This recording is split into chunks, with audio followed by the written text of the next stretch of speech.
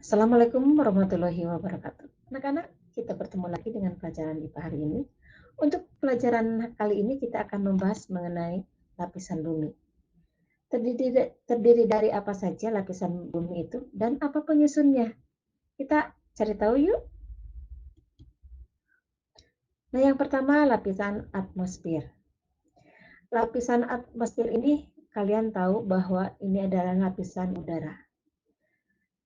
Terdiri dari yang pertama yang paling bawah adalah troposfer. Di dalam troposfer ini ada lapisan yang jaraknya dari 0 sampai 10 km. Nah, pada lapisan troposfer ini terdapat hujan, angin, salju, dan awan.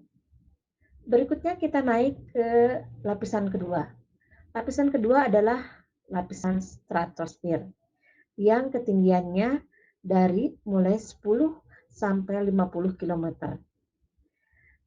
Dan sebagian besar terdiri dari gas ozon, dan di sini pada lapisan ini tidak terjadi aktivitas cuaca.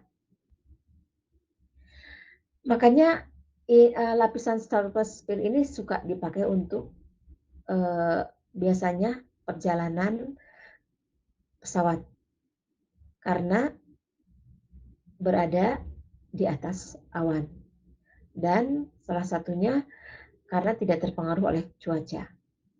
Berikutnya yang ketiga adalah mesosfer. Mesosfer ini merupakan pelindung bumi dari benda-benda luar angkasa, misalnya meteor. Berikutnya yang keempat adalah termosfer. Termosfer ini kurang lebih ketinggiannya antara 85 sampai 500 km. Suhunya sangat panas sampai 1982 derajat Celcius dan merupakan pelindung bumi dari radiasi ultraviolet. Pada lapisan termosfer ini juga merupakan tempat orbit teleskop dan pesawat ulang-alik. Nah, anak-anak, di antara lapisan termosfer dan mesosfer, di sini terdapat ionosfer. Nah, ionosfer ini adalah merupakan partikel ion yang berfungsi memantulkan gelombang radio. Jadi gelombang radio ini bisa terpantul salah satunya dikarenakan adanya ionosfer ini. Berikutnya yang terakhir adalah exosfer.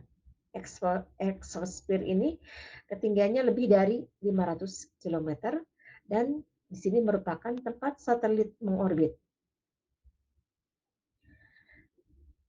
Kita lanjutkan berikutnya ke lapisan litosfer. Litosfer ini merupakan lapisan batuan bumi. Yang pertama adalah kerak bumi. Kerak bumi ini terdiri dari kerak benua dan kerak samudra. Berikutnya ada mantel atas dan mantel bawah. Dan yang paling dalam adalah inti bumi.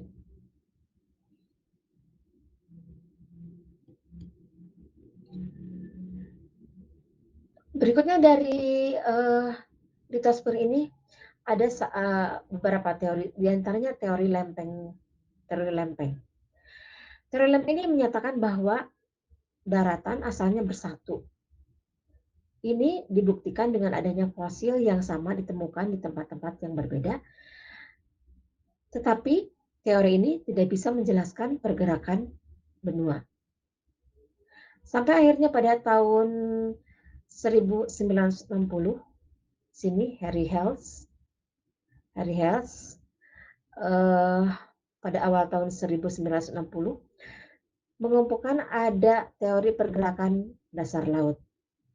Ia menyatakan bahwa bumi tersusun atas material yang panas dan memiliki massa jenis yang rendah. Tahun 1960, para ilmuwan mengembangkan teori tektonik lempeng. Ia menyatakan bahwa bagian atas dari mantel bumi terbagi menjadi beberapa bagian. Bagian luar bumi tersusun dari litosfer yang dingin dan kaku serta tersusun oleh astenosfer yang bersifat plastis yang berada di bawah lempeng. Akibatnya, lempeng seolah-olah mengapung. Berikutnya adalah gempa dan gunung berapi. Nah, gempa ini disebabkan oleh pergerakan atau patahan yang menghasilkan energi gempa. Lalu magma yang bergerak ke permukaan karena memiliki massa jenis yang lebih kecil, naiknya magma ini menyebabkan erupsi yang terjadi pada gunung berapi.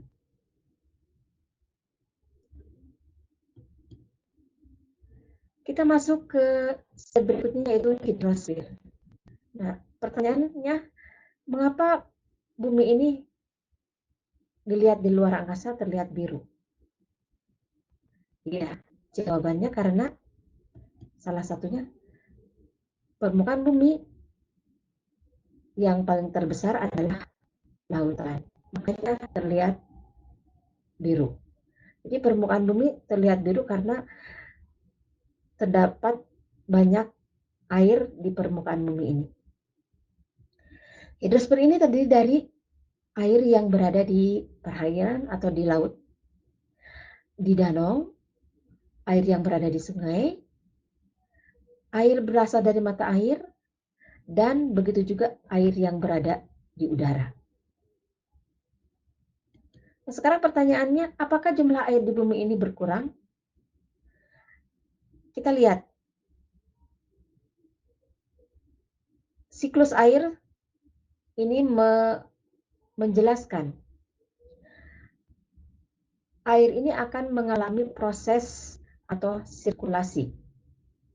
Di antaranya, ketika sinar matahari bersinar, maka akan terjadi proses pemanasan air dan akan terjadi penguapan.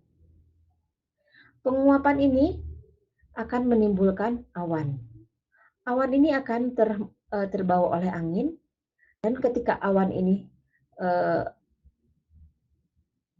konsentrasi airnya sudah cukup besar, maka akan menghasilkan hujan.